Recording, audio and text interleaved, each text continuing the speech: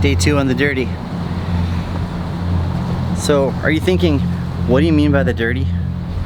Well, I mean, if you wanted to, you could call it the dirty work.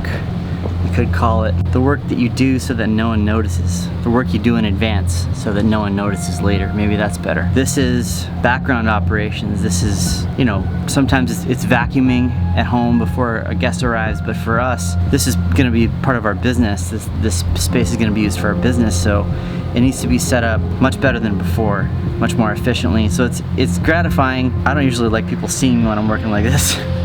But the point is that we're still grinding for the work that we're gonna do in this space, and that's why we're doing the work. So that drives me and makes me finish. All what I have left now for today, my workbench top is still covered in a bunch of garbage. And well, not garbage, it's tools.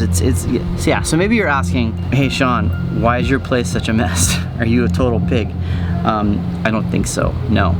But this is like a culmination of years of many projects that happen that all have different kinds of moving parts and different tools and different materials. And you know, there was a period where Rachel and I were doing public art, and we were you know, large scale installation art, and that was really gratifying. And long form art, you know, boxes of this and piles of that and wood and old machines and appliances that people give you to make art from. But it's a different season. It's time to purge all the excess that we have that doesn't belong right now.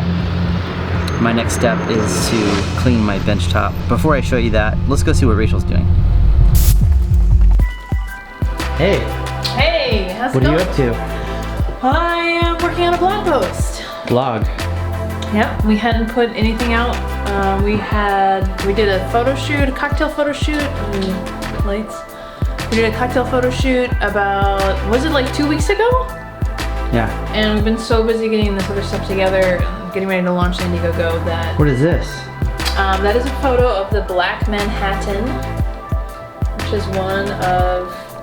I've been having a lot of fun writing this blog post. It's one of my favorite drinks. Not that I have it that often, but it just has so much significance for me.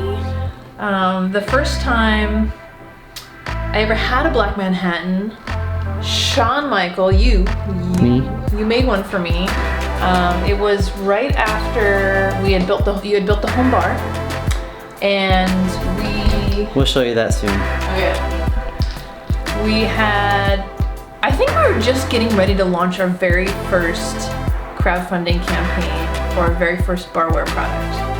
And the reason that it's so memorable for me is that we didn't have any of these like really delicious Luxardo cherries, which is like something I'm really nerding out about right now in the blog post. Oh, they're so good. I'm really harping on like the fact that people need to use these like high quality cherries in this drink and not use the bright red formaldehyde cherries. And you picked a flower off the jasmine bush in the front yard and garnished the cocktail with that. And that was 4 years ago. And so it's really fun to write a blog post about this. I actually say in this blog post, look at this, I put in here, our very first, this is the second photo that we ever posted on our Instagram channel, which is of the Black Manhattan. There it is. I put it kind of small because it's like we make better photos now. But it's just been a really fun blog post because it's been 4 years since we started, 4 years since we first made this drink and published about it, and so I'm gonna put this out there because we need more cocktails. That's what I'm doing. It's a nice drink. Actually, we haven't talked about that shoot yet. How much of that shoot was usable? It was good. A lot of the images were very similar, and so I don't want to use too many of them in the post because they kind of say the same thing. Next time I want you to get some detail shots like of the maraschino cherries in the syrup. We'll talk about more, photo shoot feedback, but they're beautiful. This is a really fun shoot that Shawn did that had like candles and smoke, and it's almost like a little like voodoo-y, makes me think of New Orleans for some reason. Yeah, that's kind of the vibe I was going for. It was a lot of fun.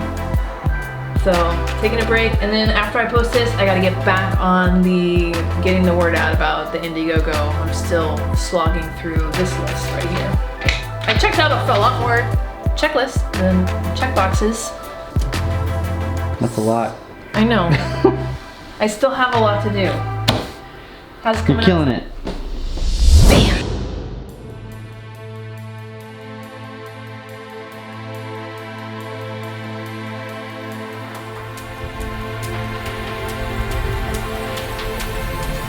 That's a little better. It's almost time to cut some muddlers.